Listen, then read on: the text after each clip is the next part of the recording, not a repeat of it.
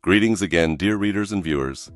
Continuing on from the document 3.10 IWC Fund Establishment Process and the corresponding video to that document diagram, we are expanding onward from point 17 in the Fund Establishment and Execution Workflow for the raising of an SBLC, or Standby Letter of Credit.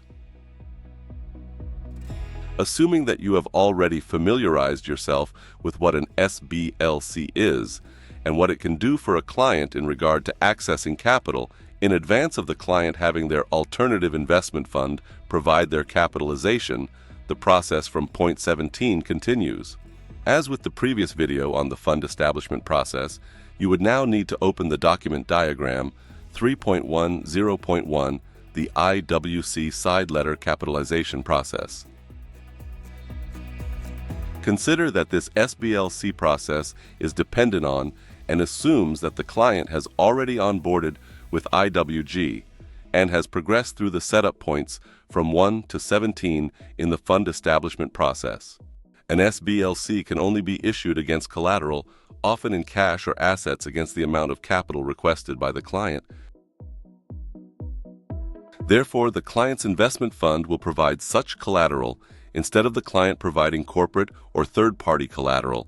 The client's investment fund will serve as the repayment vehicle to the issuer of the SBLC, and which the fund has to settle in full prior to the launch of the investment fund, as a fund cannot launch when it is already in debt or has loans placed against it. The fund must launch cleanly and without debt or loans. This is highlighted in red text on the bottom of point 1, the start of the SBLC creation process. Now let's begin at point 1. Once again, this is a continuance from point 17 in the Fund Establishment Document Diagram.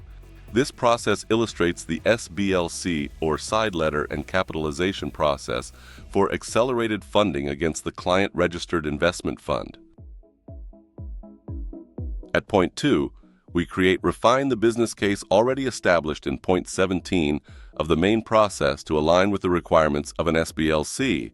Here we ensure the fund registration is completed and the business case for each project is included with its investment scoring, the client investment funds, and its business case in its entirety, as also the investment fund prospectus. Any adjustments to these documents are made at this point to align and provide for an SBLC suitability. At point 3, for the purpose of the security and compliance of the SBLC issuer, IWG secures separate and independent service providers, being the accountants, the auditors, risk managers, the rating agents, legal agents and representatives, fund managers, project managers, the local jurisdictional regulator where required, the court where required, marketing agents, stock exchange, the issuing bank, and the receiving bank, which should be the client's bank.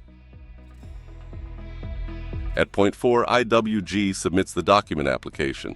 Once all the legal processes have been completed with all contracts signed, the legal contracts are completed in accordance with the bespoke design of the SBLC. At this point, the client would need to provide the refundable capitalization fee, which amount is determined by the bank and influenced by the amount required by the client, and also considers the risk parameters of the client's investment fund. Point 5 is a milestone event, as the client deposits the refundable capitalization fee to IWG. IWG then transfers the client's fee to the IWG-selected SBLC issuing bank. The deposit destination account is determined and provided by the issuing bank. IWG is required to complete the deposit as the client does not have a relationship with the bank raising the SBLC, but IWG does, so all relationship components, including the AML and KYC processes, have already been completed between the bank and IWG, making IWG eligible for such transactions. Point 6 is where the processing period begins. The duration here takes between 31 to 93 days for the capital to become available for distribution to the client, dependent on the bespoke structure of the client's SBLC. At point 7, the funds are now ready to be drawn down by the client from IWG. As IWG is the risk management company, All drawdowns are authorized and made by IWG into the client's account, which are subject to the predetermined and approved drawdown schedule created together with IWG Investment Panel and the client, with several payments made directly to the client's vendors and/or service providers where required, and in accordance with the drawdown schedule. At points 8 and 9, there is further opportunity to create additional SBLCs for bespoke purposes too. At this stage, the client's investment fund begins to amortize the SBLC by the client's investment fund, already at an early stage, as the fund gathers momentum and investment alike and develops industry traction through continuous marketing, as per point 30 on the IWG Fund Establishment Workflow Diagram. It is worthwhile noting again here that the process is a structured intent for the fund to repay the SBLC through its investments. Note also that this repayment process usually only begins in approximately 2 years from first drawdown.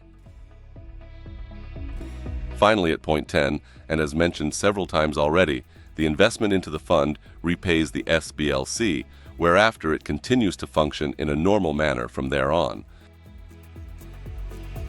The processes in the creation of a financial instrument, such as an SBLC, is usually bespoke, and this video suggests the primary processes and tasks involved in a successful raising of an SBLC.